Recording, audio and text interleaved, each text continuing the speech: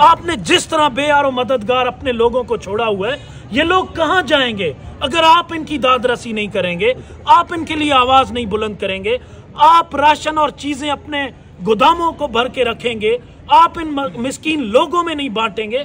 क्या आपको नहीं पता एक सुपर पावर मेरा रब भी है जो अल्लाह ऊपर बैठा हुआ है, उसकी लाठी बे आवाज तो है लेकिन जब बढ़ती और लगती है तब लग पता जाता है। सैलाब हो गया, जिलजिला हो गया, अगर वो आते हैं तो एक आजमाइश की घड़ी होती है और इंसानियत को इंसान पुकार रहा होता है। तो उस पुकार को सुनते हुए ये उस्मान भाई हमेशा इस तरह अवलीन जो है अपना कदम बढ़ाते रहे।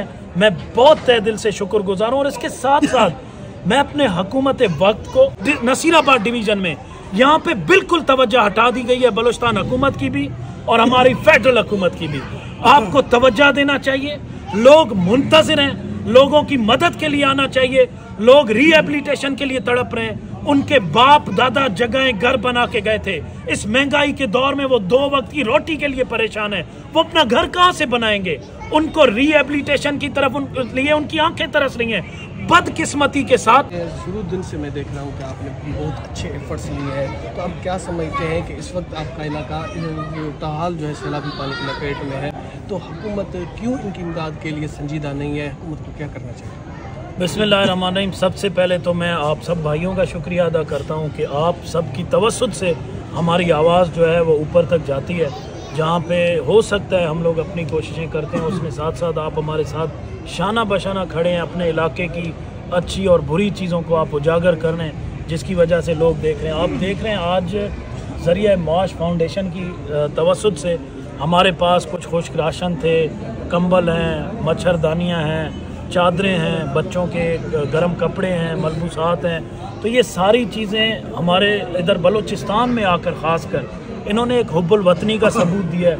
ये आज नहीं, आज ये पिछले 2-3 मरतबा पहले भी आए हैं, मतलब ये मुसलसल आ रहे हैं। दूसरा, इन्होंने मस्जिदों का विज़िट किया है। अभी ये कोशिश कर रहे हैं कि हमारे जो मस्जिदें सैलाब की वजह से डैमेज हुई थी उनको भी अल्लाह की रज़ा के लिए ये जो है कंस्ट्रक्शन का और रिहेबिलिटेशन की तरफ अपनी मदद आप की तहत जा रहे हैं। तो मैं ज़रिया माश फाउंडेशन का तहे दिल से मशकूर हूँ और अपने भाई मुफ्ती उस्मान भाई का कि जिन्होंने बढ़ चढ़ कर हिस्सा लिया, हमें अपने से दूर नहीं रखा, हमें अपना बना के ये एहसास दिया कि भले ही हमसे कई किलोमीटर दूर बैठे हैं लेकिन इनके दिलों में हम लोग बसते हैं। हमदर्दी है। पाकिस्तान का वो तबका जो मुतवस्सित तबके से कहलाया जाता है, वो मुतासरीन जिसको अल्लाह ने कुदरती आफात की वजह से, ये बस कुदरत की आफात हैं, सैलाब हो गया, जिलजिला हो गया, अगर वो आते हैं तो एक आजमाइश की घड़ी होती है और इंसानियत को इंसान पुकार रहा होता है। तो उस पुकार को सुनते हुए ये उस्मान भाई हमेशा इस तरह अवलीन जो है अपना कदम बढ़ाते रहे। मैं बहुत तहे दिल से शुक्रगुजार हूँ। और इसके साथ साथ मैं अपने हुकूमत वक्त को, बलूचिस्तान की हुकूमत को और अपनी इंतज़ामिया को ख़ास तौर पर कहूँगा कि खुदारा आंखें खोलो, अपने लोगों को तना न छोड़ो। जो यहाँ से मुंतखब नुमाइंदे हैं, आपका हक बनता है, आपका फर्ज बनता है। कल आप एक बार फिर अवाम की दहलीज में जाने लगे हो, एक बार फिर आप इलेक्शन में जाने लगे हो, क्या मुंह उठा के जाएंगे? आपने जिस तरह बेयारो मददगार अपने लोगों को छोड़ा हुआ है, ये लोग कहां जाएंगे अगर आप इनकी दादरसी नहीं करेंगे, आप इनके लिए आवाज नहीं बुलंद करेंगे, आप राशन और चीजें अपने गोदामों को भर के रखेंगे, आप इन मिस्कीन लोगों में नहीं बांटेंगे। क्या आपको नहीं पता एक सुपर पावर मेरा रब भी है जो अल्लाह ऊपर बैठा हुआ है, उसकी लाठी बे आवाज तो है लेकिन जब बढ़ती और लगती है तब लग पता जाता है। तो इंसानियत का ख्याल करें। बलूचिस्तान की तरफ, खास करके बलूचिस्तान के जाफराबाद नसीराबाद डिवीजन में यहाँ पे बिल्कुल तवज्जो हटा दी गई है, बलूचिस्तान हुकूमत की भी और हमारी फेडरल हुकूमत की भी। आपको तवज्जो देना चाहिए, लोग मुंतजिर हैं, लोगों की मदद के लिए आना चाहिए, लोग रिहेबिलिटेशन के लिए तड़प रहे हैं। उनके बाप दादा जगहें घर बना के गए थे, इस महंगाई के दौर में वो 2 वक्त की रोटी के लिए परेशान है, वो अपना घर कहाँ से बनाएंगे? उनको रिहेबिलिटेशन की तरफ उनकी आंखें तरस रही हैं। बदकिस्मती के साथ कुछ प्राइवेट ऑर्गेनाइजेशनों से मेरा राब्ता हुआ, मैंने उनको कहा आप क्यों नहीं आ रहे? कहते हैं आपके एनओसी का मसला है। यहाँ पे जो राशन तंजीमें बांट रही हैं उसकी मुख्तलिफ शिकायतें आती हैं कि उनके अपने अंदर के स्टाफ आधी कीमत पे कहते हैं, एक टोकन देते हैं किसी जरूरतमंद को, किसी मुस्तहिक को, उससे डील करते हैं कि मैं आपको 2 टोकन देता हूँ, आपने आधा मुझे देना, आधा खुद रखना है। और वो हाफ वो जाके सेल करता है। खुदा को मानो, इस अल्लाह, मैं कहता हूँ कि अल्लाह इस गरीबों के नाम पे आए हुए ज़कात और राशन से हर शख्स को बचाए। अल्लाह हमें देने वाला बनाए, मांगने वाले से खुदा पनाह मांगे हम लोग अल्लाह की, कि ये शैतानी खेल है। आप अल्लाह से मांगो, आपके पास जो आपके हाथों में आता है एक अमानत के तौर पर, कि आप उसे सही हाथों में पहुंचाएं। और यहाँ पे कई ऐसी प्राइवेट ऑर्गेनाइजेशन काम कर रही हैं, एनजीओज काम कर रही हैं, उनकी तरफ से कई शिकायतें आ रही हैं। उनके सरबराहान से गुजारिश करूंगा कि आप हमसे मिले, हम रज़ाकाराना आपको बताएंगे कि कौन इस तरह कर रहे हैं। और दीगर मैं यही कहूँगा कि हमारे जितने भी यहाँ पे मुफक्किर हैं जो लोगों की फलाह के लिए काम करते हैं, उनसे गुजारिश करूँगा कि आए अपने लोगों के साथ खड़े हों। लोग बेयार और मददगार आज भी सड़कों पर पड़े हैं। मैं और आप एयर कंडीशन और हीटर वाले कमरों में सोते हैं, हमें अपने सिवा किसी और का दर्द ही नजर नहीं आता। तो आप अगर राउंड लगाएंगे एक शहर का, तो आपको एहसास हो जाएगा कि कितने लोग इस सर्दी की आड़ में बीमार हो रहे हैं।